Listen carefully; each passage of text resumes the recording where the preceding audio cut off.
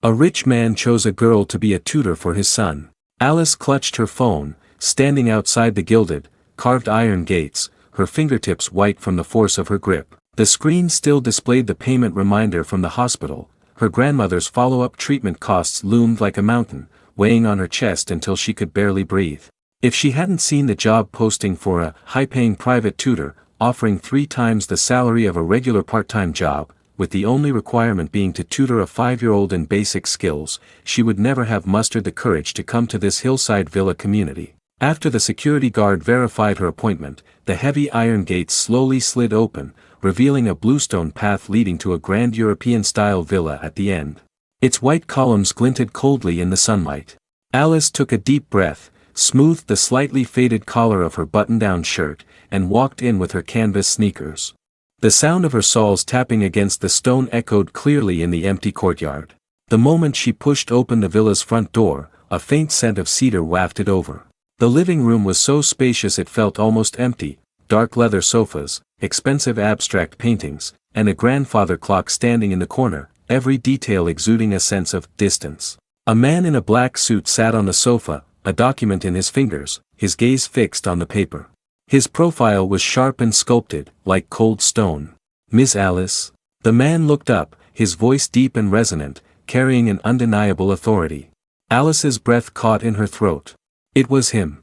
3 years ago, on a rainy night, she'd rushed to the hospital with a high fever to bring her grandmother something, only to collapse by the roadside halfway there. Through her haze, she'd only remembered a pair of strong arms lifting her, and the same cedar scent that surrounded her now. When she woke up, she was in the hospital's emergency room. A cup of lukewarm milk and a silver cufflink engraved with the Blackwood family crest sat on the bedside table. She'd searched for the man who saved her for a long time, but never found him. How could it be him? Alice? Victor Blackwood's voice remained low, lacking warmth, as he tapped his finger on her resume. Currently enrolled at State Normal University, 2 tutoring experiences, proficient in early childhood education. Alice composed herself, pushing down the storm of emotions in her chest, and tried to keep her voice steady. "Yes. I've tutored 2 5-year-olds, focusing on basic reading and math skills. I also read picture books with them and do crafts. I'm very patient, and I love kids." Victor didn't ask further. His eyes glanced over her slightly red eyes. She must have hurried over, for there was still a light sheen of sweat on her forehead. He recalled what his assistant had written in her file. The girl's father had passed away early, and she was raising her sick grandmother alone. She didn't seem like those vain women who flocked to the Blackwood name. "The salary will be as stated in the posting, paid on the 5th of every month." Victor stood up, his height creating an even more imposing presence. "Your job is to tutor my son, Leo Blackwood, in early childhood lessons, 4 to 7 p.m. every weekday, weekends off." He nodded toward the staircase. "You can meet him now." Alice followed him upstairs, her heart beating faster by the second. When they reached the nursery door, it suddenly swung open, and a small figure darted out, crashing right into Victor's leg. "Dad!" It was a 5-year-old boy, wearing blue bear-patterned pajamas, his soft hair sticking to his forehead. He looked up, revealing a round face with long eyelashes. When he smiled, a faint dimple appeared on his right cheek. Its shape was identical to the one in Alice's childhood photos. Alice's heart constricted sharply, as if squeezed by an invisible hand. "Leo, this is Ms. Alice. She'll help you with your lessons from now on." Victor bent down, his tone softer than before, and patted his son's head. But Leo didn't look at him. Instead, he stared at Alice with wide, round eyes, his small hand unconsciously clutching Victor's pant leg. "Hi, Ms. Alice," he said quietly, his voice as soft as cotton candy. "You smell sweet, like the honey cake Mom used to buy." Alice knelt down, forcing a gentle smile. "Hi, Leo. I'm Ms. Alice." Her fingertips brushed his small hand. It was warm, with the faint scent of milk. In that moment, she suddenly remembered what her grandmother had said. When she was little, she'd always clung to people, a piece of candy in her palm, and carried a sweet fragrance everywhere. Victor stood aside, watching Alice talk to his son. She didn't try to ingratiate herself, nor did she look flustered by Leo's shyness. She just smiled quietly, her eyes filled with a warmth that didn't seem faked. He suddenly recalled that rainy night 3 years ago, when the girl had huddled in his passenger seat, her face pale, yet still clutching a tattered cloth doll and murmuring, "Grandma will get better." "You start tomorrow," Victor interrupted their silent exchange, handing her a key. "This is for the side gate of the manor, you don't need to use the main entrance." He paused, then pulled out a black credit card. "You can use this for daily expenses, I'll reimburse you at the end of the month." Alice took the key but declined the card. "Thank you, Mr. Blackwood. I can cover my own expenses, there's no need to trouble you." She stood up, placed her resume on a nearby table, and said, "I'll be here on time tomorrow." As she left the manor, Alice glanced back. By the second-floor window, Leo was pressing his face against the glass, waving at her, with Victor standing behind him, his silhouette stretched long by the setting sun. She touched the silver Blackwood crest cufflink she'd kept for 3 years, hidden in her pocket, and a flood of doubts filled her mind. Leo's age perfectly matched the time she'd spent in the hospital 3 years ago. His dimple, his eyes, even his little habit of clinging to people, all were just like hers. Could it be? She pushed the thought away, shaking her head. She was overthinking it. A man like Victor, how could he have any connection to her? What she didn't know was that after she turned away, Victor watched her back, his fingers unconsciously brushing the edge of her resume. His assistant had just sent a message confirming that he was indeed the one who'd taken Alice to the hospital 3 years ago. And Leo's birthday fell exactly 3 months after Alice was discharged. Victor lowered his head, looking at Alice's photo on her resume, with her birthdate written next to it. He pulled out his phone, opened Leo's birth certificate, and his fingers tightened slightly. A coincidence? Maybe. But in Victor's heart, an unfamiliar spark of anticipation had quietly ignited. He wanted to know, could this gentle, resilient girl really have some extraordinary connection to him, and to Leo? The next afternoon at 4 p.m., Alice arrived promptly at the side gate of Blackwood Manor. In her hand was a small gift for Leo, a hand-sewn cloth rabbit she'd stayed up all night making, with a tiny L embroidered on its ear. When the housekeeper led her to the nursery, Leo was sitting on the carpet building blocks. At the sight of her, his eyes lit up instantly. He dropped the blocks and ran over. "Miss Alice." He was no longer as shy as the day before. He grabbed the hem of her shirt and looked up at the cloth rabbit in her hand, asking softly, "Is this for me?" "Of course it is." Alice knelt down and handed him the rabbit. "Do you like it?" Leo hugged the rabbit tightly and nodded vigorously, his dimple reappearing. "I love it. It's way prettier than the toys the nanny buys."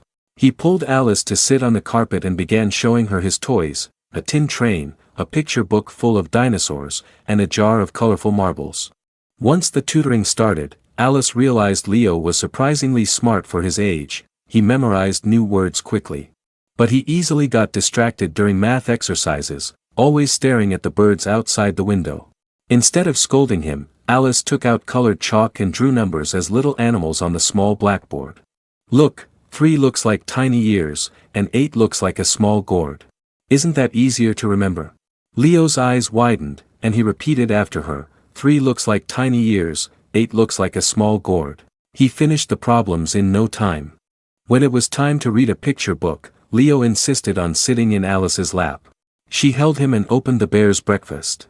When she read the line, "The little bear loves warm milk," Leo suddenly said, "I love warm milk too.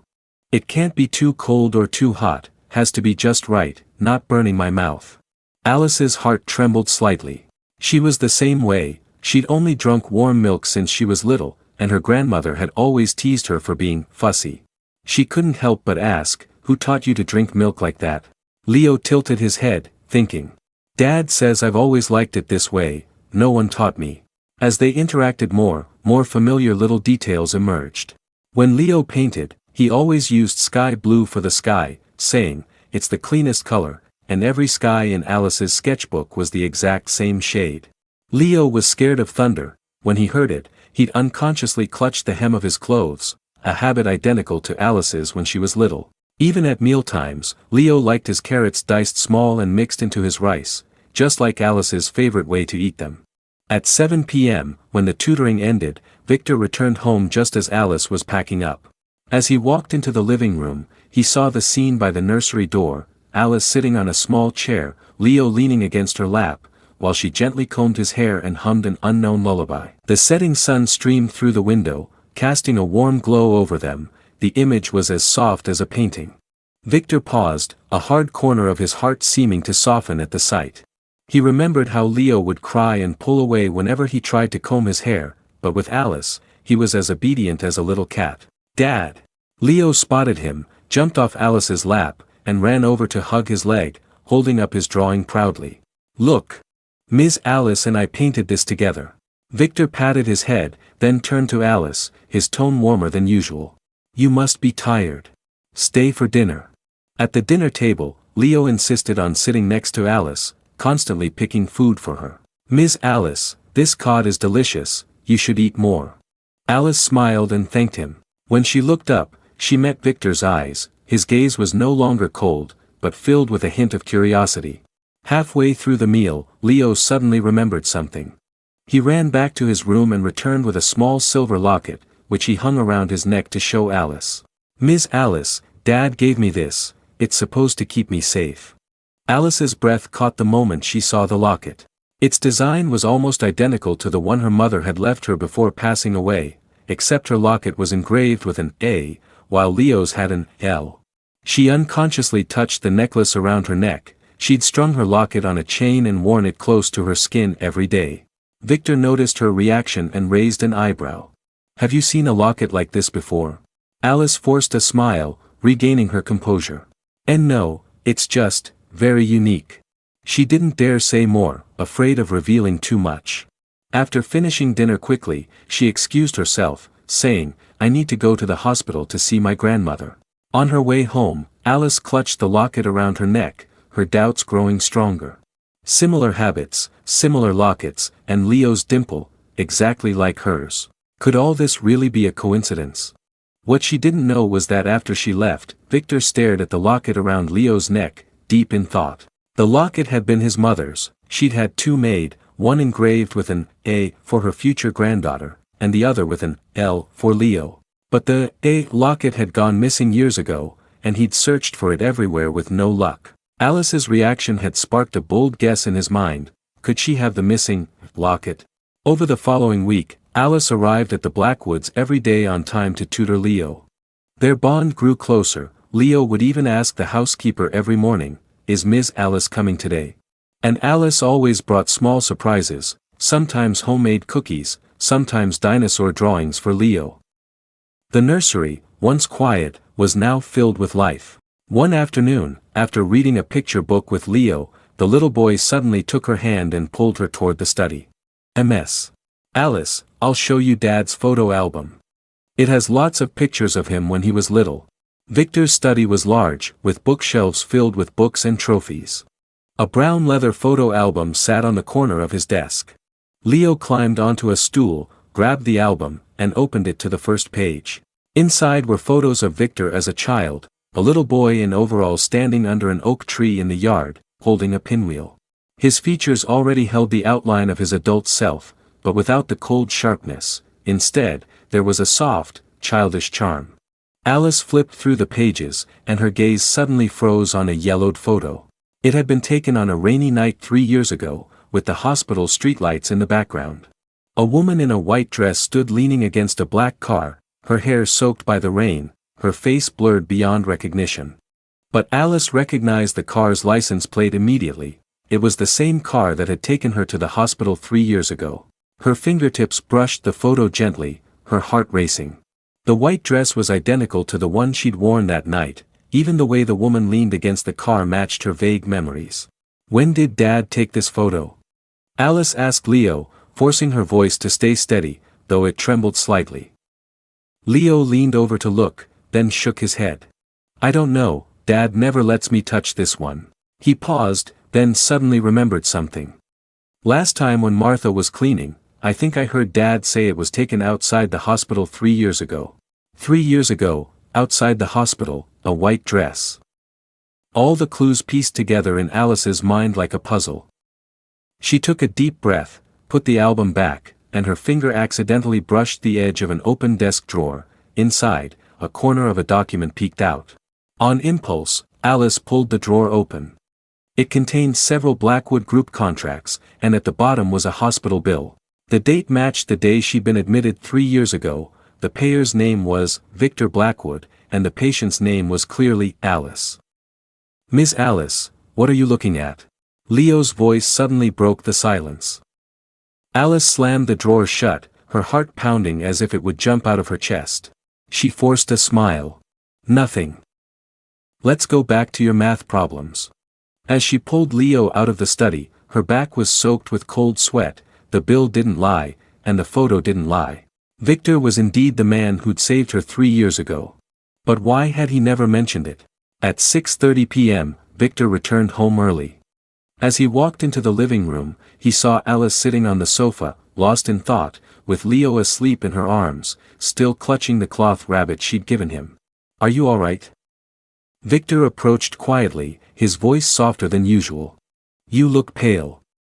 Alice looked up, meeting his deep gaze. The questions she'd wanted to ask stuck in her throat, she didn't know how to start. After a long hesitation, she said softly, "Mr. Blackwood, 3 years ago, on a rainy night, did you take a girl in a white dress to the hospital, outside Westside Hospital?" Victor froze, a flash of surprise in his eyes before he regained his calm. "How did you know?" "Because I was that girl," Alice said, her voice quiet but firm.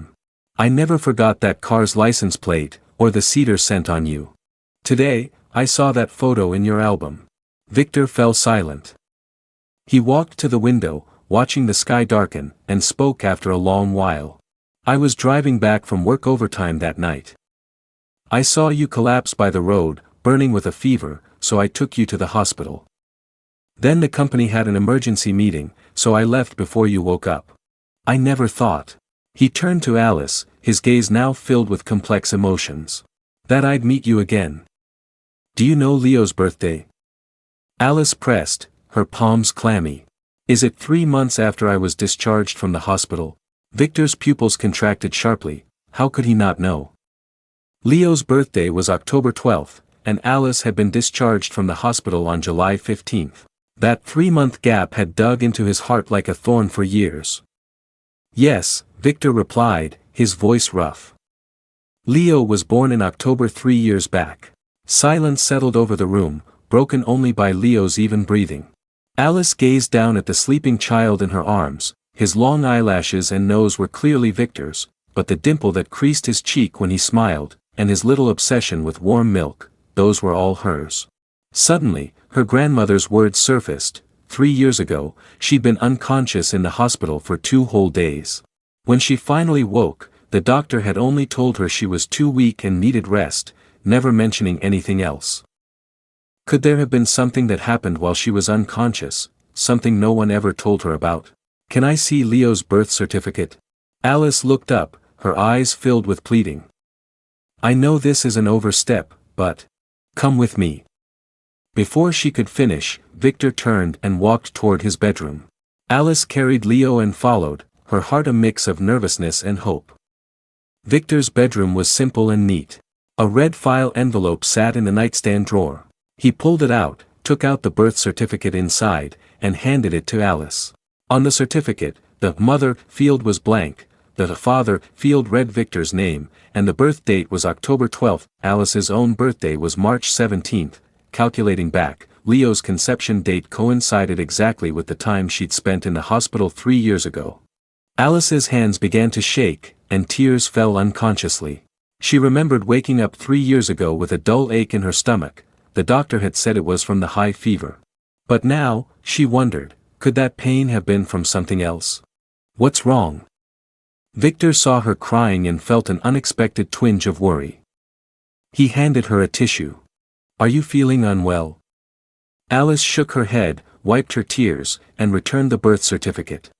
"I'm sorry for asking too much." She stood up, still holding Leo. "It's late, I should go." Victor watched her red-rimmed eyes, his suspicion growing stronger. He suddenly grabbed her wrist, his gaze fixing on her neck. Her collar had slipped, revealing the silver locket engraved with an A. "That locket." Victor's voice trembled slightly. "Is it yours?" Alice froze, instinctively covering the locket. "It was my mother's. She said there was a pair, one engraved with an L, but it went missing a long time ago." "It didn't go missing," Victor's breath quickened. "The other one is with Leo." My mother had them made specially, one for her future granddaughter, engraved with A, and one for her grandson, with L. After my mother passed away, the locket disappeared. I searched for it everywhere, but I never thought. He didn't finish, but the connection was clear. Alice looked at Victor, then down at Leo, still asleep in her arms. Tears poured out again. All those similar habits, the matching lockets, they weren't coincidences. The child she'd secretly wondered about for years was right here, in her arms. Just then, Victor's phone rang. He glanced at the caller ID, his face darkening instantly. He answered, his voice cold as ice. "What are you doing back?" Whatever was said on the other end made his frown deepen. After hanging up, he turned to Alice. "My ex-girlfriend, Sophia, is back. She just called to say she wants to come see Leo." Alice's heart sank. She'd heard of Sophia, Victor's ex, who'd left him years ago because she thought he wasn't rich enough. Now that he was a CEO, she was back to cling to him. She looked at Victor's stern profile, a sudden fear creeping in. Would Sophia's return disrupt everything? And how would she tell Victor the truth about her and Leo? Victor seemed to sense her unease. He patted her shoulder gently. "Don't worry. I won't let her disturb you or Leo." But in his eyes, there was a flicker of unease he didn't notice himself. Before Sophia left, she'd said something that, now, might be linked to Leo's past. Night fell, and the living room lights glowed softly, but they couldn't chase away the doubt in their hearts. Alice held Leo, looking out at the moon, her mind filled with anxiety. What would Sophia's return bring? And where would her future with Victor and Leo lead? The next morning, when Alice arrived at Blackwood Manor, a red sports car was parked at the gate. As she walked into the living room, she saw a woman in a fancy dress sitting on the sofa, teasing Leo with a toy. It was Sophia. "So you're the tutor for Leo?" Sophia looked up, scanning Alice from head to toe, her eyes full of disdain. "Dressed so plainly, and you still dare to step foot in the Blackwood house?" Alice ignored her, turning only to Leo. "Leo, it's time for our lesson." But Leo shrank back, hiding behind Sophia, and whispered, "Miss Alice, Aunt Sophia said you're only here to steal my dad." Alice's heart stung, like being pricked by a needle. She hadn't expected Sophia to turn the child against her so quickly. Before she could explain, Sophia stood up, stepped in front of her, and lowered her voice. "Get out while you still can. Victor's mine," I raised Leo. "You're just an outsider, so stop trying to butt in." Just then, Victor came down the stairs. He saw the scene and frowned right away. "Sophia, who said you could touch Leo?" He stepped between Alice and Sophia, blocking Sophia's gaze from Alice. "You need to leave." Sophia's face shifted, tears pooling in her eyes. "Victor, I just wanted to see Leo." "Why were you being so cruel? If I hadn't left for abroad back then, we'd be married now, she'd never have a shot." She leaned toward Victor, trying to grab his arm. Victor pulled away sharply, his voice cold. "You left 'cause you thought I was broke. Quit acting like you love me now." He turned to the housekeeper. "Escort Ms. Sophia out. She's not allowed in Blackwood Manor again." As the housekeeper dragged Sophia away, she glared at Alice, her eyes full of venom. The living room fell quiet, but Alice had no mood to tutor Leo. Leo's words were like a thorn in her heart. "Don't take her words seriously," Victor walked over, his voice softening. "Leo is still little," she tricked him. Alice shook her head, forcing a smile. "I'm fine. Let's take Leo to study." But during the lesson, Leo was quiet and sullen, either staring at his desk or answering questions on purpose. Alice looked at him, her heart aching with wronged. In the evening, as Alice packed her things to leave, her phone suddenly received a photo. It showed Victor and Sophia standing close, with Sophia leaning on his shoulder. They looked intimate. The sender was Sophia, with a message, "See? Victor still has me in his heart. Stop deceiving yourself." Alice looked up, her eyes red and swollen. You really have nothing to do with her." "Nothing." Victor pulled a document from his pocket and handed it to her. "This is her engagement contract with another man before she went abroad. She never loved me, she only wanted the Blackwood family's money. He paused, his tone softening. Alice, you must know how I feel about you. Leo has been crying every day since he didn't see you, and I miss you too. Alice looked at the document, then at Victor's sincere eyes. The grievance in her heart slowly dissipated. Just then, her phone rang. It was the hospital, saying her grandmother had fainted suddenly and needed emergency surgery. Victor saw her turn pale and grabbed her hand. Don't panic. I'll take you to the hospital, and I'll cover the medical fees. He drove her to the hospital, holding her hand tightly the whole way to comfort her. Outside the operating room, Alice sat on a bench, trembling with fear. Victor sat beside her, letting her rest her head on his shoulder. Don't be scared. Grandma will be okay.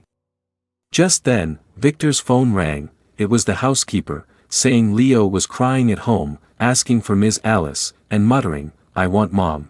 Alice froze. Victor also looked stunned. He turned to her, his eyes full of complex emotions. Alice, I've been wondering. With Leo's habits, the locket, and the time you were in the hospital, is Leo your child? Tears burst from Alice's eyes. She nodded, her voice hoarse. 3 years ago, when I was in the hospital, I was unconscious and taken to surgery. When I woke up, the doctor said I'd had a miscarriage. But I always felt something was wrong. Now that I've met Leo, I know, he's my baby. Victor's heart felt like it had been hit. He hugged her tightly. I'm sorry. I let you and Leo be apart for so long. From now on, we'll never be separated again. As they hugged, the operating room light suddenly went out. The doctor walked out, his expression serious.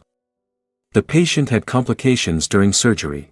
We need a family member to sign for a second operation, but... The doctor's voice trailed off, and Alice's heart stopped. She looked at Victor, her eyes filled with panic. Grandma will be okay, right? Victor squeezed her hand, his voice firm. She will. I'll wait with you. But he was also worried. His grandmother-in-law was already weak, and a second surgery would be extremely risky. The lights outside the operating room remained cold. Alice leaned against Victor, her heart full of anxiety. Would her grandmother survive? And would this accident derail her future with Victor and Leo once again? Alice's nails dug into her palm as she waited for the doctor to finish. Victor held her hand tightly and stepped forward. But what? Tell us what you need, we'll do anything to save her. The second surgery requires a special coagulation agent. The hospital doesn't have enough in stock, and we've contacted blood banks for a delivery, but it will take at least 2 hours, the doctor frowned. The patient is elderly, she might not survive the wait. Alice felt lightheaded, nearly collapsing. Victor caught her at once, his voice steady. I'll handle this. He pulled out his phone and called his assistant, his tone urgent but clear. Get every blood bank in the city to send their special coagulation agents to Central Hospital in 30 minutes. Spend whatever it takes, just get it here on time. After hanging up, he turned and hugged Alice, patting her back gently. Don't panic. The assistant will fix this. Grandma will be okay. Alice buried her face in his chest, listening to his steady heartbeat, and the panic in her heart slowly subsided. This was what it felt like to have someone to rely on, and it was so reassuring. Less than 30 minutes later, the assistant arrived with the agent. The operating room light turned on again. Victor sat with Alice on the bench, never letting go of her hand. At 3 a.m., the light finally went out. The doctor walked out, smiling. The surgery was a success. The patient is out of danger for now. Tears filled Alice's eyes, not from fear, but from relief. Victor wiped her tears, his voice gentle. See? I told you she'd be okay. In the days that followed, Victor accompanied Alice to the hospital every day. Sometimes he brought fresh sunflowers. He'd remembered Alice saying she loved flowers that felt like sunshine. Sometimes he'd bring warm porridge and watch her feed it to her grandmother. Leo came too. At first, he stood shyly by the door, but soon he dared to pull his great-grandmother's sleeve and say in a soft voice, "Great-grandma, get better soon. Miss Alice said we'll draw you a card together." One afternoon, Alice was peeling an apple for her grandmother when Leo ran over and hugged her leg. "Miss Alice, I know you're my mom, right? Alice froze, the apple falling to the floor. Victor walked in just then. He knelt down and touched Leo's head. How did you figure that out, Leo? Martha told me. She said Mom is the one who makes me cloth rabbits, reads me picture books, and knows I like warm milk. Leo looked up, his eyes shining. He reached up and hugged Alice's neck. Mom, don't leave me again, okay? Tears fell onto Leo's hair. Alice hugged him tightly, her voice choking. Mom will never leave you. Never again. Victor stood beside them, watching the mother and son embrace, a soft smile on his face. He'd waited so long for this moment. When Grandma was discharged, Victor took her and Alice straight to Blackwood Manor.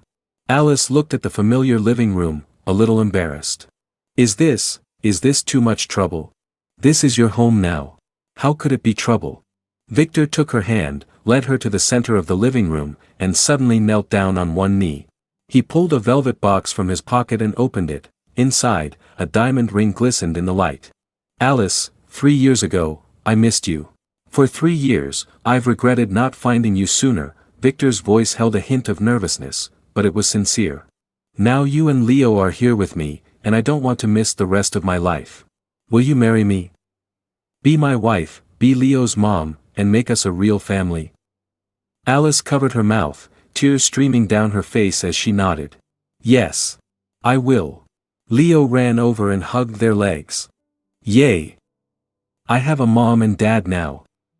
The sound of their laughter filled the living room, warm enough to melt anyone's heart. The wedding was set for 3 months later, on a lawn by the sea. Alice wore a white wedding dress, and on her head was a custom-made hairpiece Victor had ordered, adorned with tiny sapphires that sparkled like stars. Leo wore a small suit and held her hand, leading her step by step toward Victor. When the pastor asked, "Will you love and cherish each other, in wealth and in poverty, for the rest of your lives?" Alice looked into Victor's eyes and said clearly, "I will." Victor squeezed her hand, his eyes full of tenderness.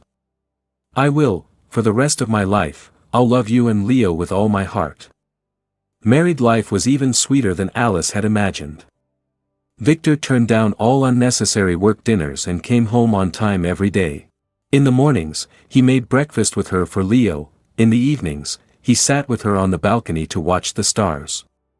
Sometimes he even tried, clumsily, to make crafts for her. His cloth rabbits were lopsided, but they always made Alice laugh. Alice didn't give up her hobby. Victor had a studio built for her in the manor, where she could work on her crafts in peace.